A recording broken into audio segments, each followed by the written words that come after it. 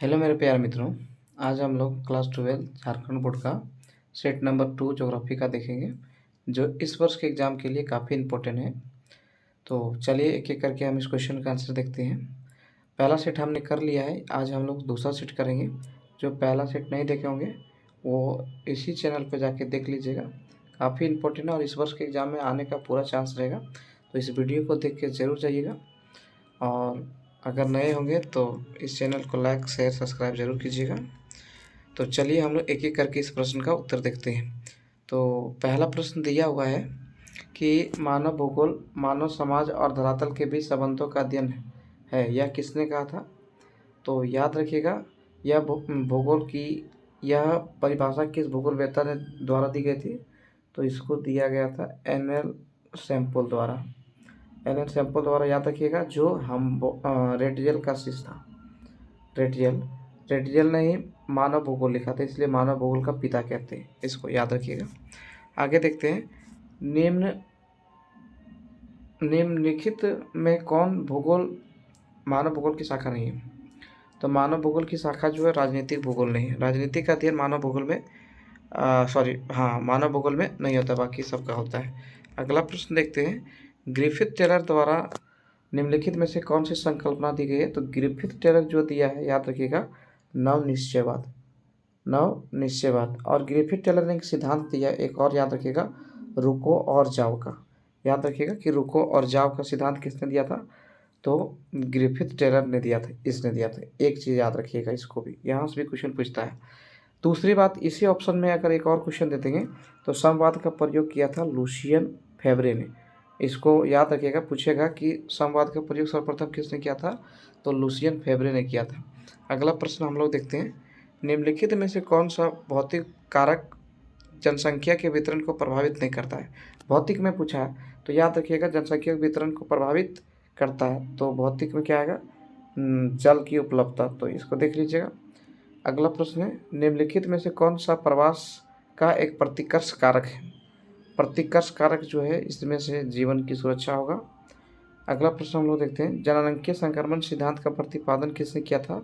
तो इसको किया था W.M. थॉमसन ने। अगला प्रश्न देखते हैं हम लोग, निम्नलिखित में से कौन से महाद्वीप में जनसंख्या वृद्धि सर्वाधिक है? तो किस महाद्वीप में है? एशिया में। सबसे ज़्यादा जनसंख्या कहाँ है? एशिया में। अगला देखते हैं, विस्तारित जनसंख्या का पिरामिड किस आकार का होता है? तो विस्तारित याद रखिएगा, विस्तारित जब जनसंख्या बढ़ता है तो याद रखिएगा ऐसे त्रिभुजाकार, यानी त्रिभुज टाइप हो जाता है। तो इसका सही आंसर क्या होगा? त्रिभुज आकार का। अगला प्रश्न देखते हैं कि निम्नलिखित में से किस देश का आयु लिंग पिरामिड संकीर्ण और सुंडाकार शीर्ष के आकार का है? तो इसका सही आंसर है ऑस्ट्रिया का। अगला प्रश्न हम लोग देखते हैं, कार्यशील जनसंख्या कौन से आयु वर्ग में रखा जाता है? यानी कि जो कार्य करता है तो उसको रखा जाता है 15 से 59 वर्ग में। अगला प्रश्न देखते हैं, अगला प्रश्न जो है यहाँ से क्वेश्चन नंबर 11, ये काफ़ी इंपॉर्टेंट है इस वर्ष के एग्जाम के लिए, याद रखिएगा, बहुत इंपॉर्टेंट, यानी VBI क्वेश्चन है, इसको ध्यान रखिएगा। तो यहाँ पे पूछा है, ब्राज़ील में कॉफ़ी बागान को क्या कहते हैं? तो इसको कहते हैं फजेंडा। अगला प्रश्न है, रूहर नहीं होगा, यहाँ रूर होगा, याद रखिएगा, रूर होगा। रूरकेला क्षेत्र कौन से देश में स्थित है? तो जर्मनी में। अगला प्रश्न हम लोग देखते हैं, किस क्षेत्र को संयुक्त राज्य अमेरिका का जंग का कटोरा कहते हैं? तो जंग का कटोरा पिट्सबर्ग को कहते हैं, इसको याद रखिएगा। अगला प्रश्न देखते हैं कि सेवा क्षेत्र को कौन से क्रियाकलाप में शामिल किया जाता है? तो सेवा क्षेत्र जानते हैं कि तृतीय क्रिया को सेवा क्षेत्र कहते हैं। प्राथमिक जो प्राकृतिक से जुड़ा रहेगा, दूसरा में विनिर्माण का काम होगा, यानी चेंज करने का, तो ये भी याद रख लीजिएगा। अगला प्रश्न हम लोग देखते हैं कि बिग इंच पाइपलाइन परिवहन में कौन सा पदार्थ का परिवहन होता है? तो पेट्रोलियम का होता है, ठीक है। अगला प्रश्न देखते हैं, विश्व व्यापार संगठन का मुख्यालय कहाँ है? तो इसका संगठन का मुख्यालय जो जेनेवा में। और एक प्रश्न और याद रखिएगा कि विश्व व्यापार संगठन का स्थापना कब हुआ था? 1995 में, ये भी याद रखना आपको। अगला प्रश्न देखते हैं, निम्नलिखित में से कौन सा दक्षिणी अमेरिका देश ओपेक का सदस्य है? तो ओपेक का सदस्य जो है वेनेजुएला है, याद रखिएगा। अगला प्रश्न है, निम्न में से किस प्रकार की बस्ती सड़क, या याद रखिएगा, जैसे मान लीजिए ये सड़क है या नदी है, तो इसके किनारे जो बस्ती बनेगा, यानी यहाँ घर बनेगा, यहाँ घर बनेगा, यहाँ घर बनेगा, यहाँ बनेगा, तो देखिए तो एक रेखा में बनता है। तो रेखा में बनता है तो इसको बोलते हैं रेखीय प्रत्यारूप। तो इसका सही आंसर क्या होगा? रेखिक। क्या होगा? रेखिक। अब यहाँ थोड़ा सा आपको समझा देते हैं। वृत्ताकार क्या होता है कि जैसे मान लीजिए ये तालाब है, तो तालाब के किनारे जो घर बनता है, यानी जो बस्ती बनता है, तो इसको हम लोग क्या बोलते हैं? वृत्ताकार बोलते हैं। तो ये भी आपको याद रखना, प्रतिरूप कहाँ बनेगा? अक्सर तालाब के किनारे। ओहो, ये मिस्टेक हो गया थोड़ा सा।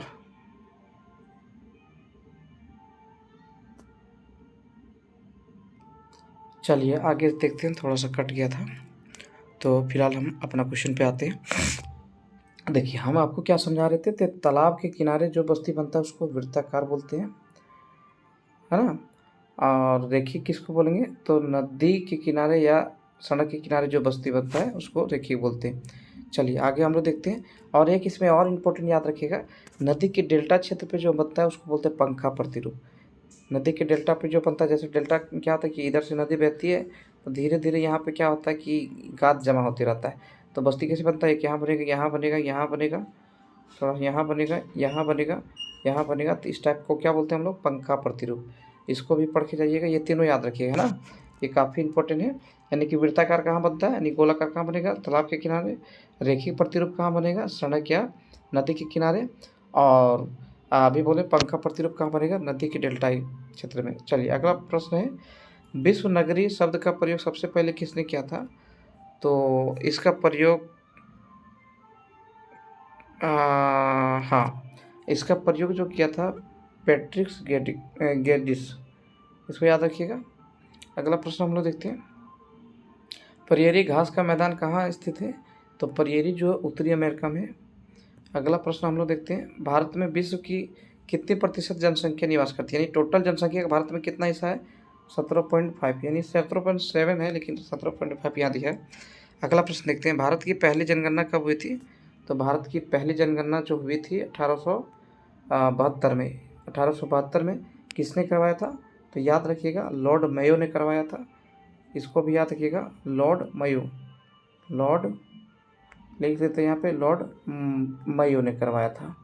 चलिए आगे हम लोग देखते हैं कि दिया हुआ है 23वां क्वेश्चन है, निम्नलिखित में से कौन सा राज्य का लिंग अनुपात न्यूनतम है?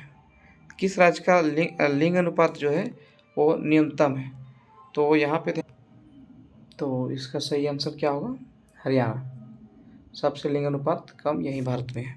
अगला प्रश्न देखते हैं, 2011 की जनगणना के अनुसार निम्न में से कौन से राज्य में नगरीकरण का प्रतिशत सर्वाधिक है?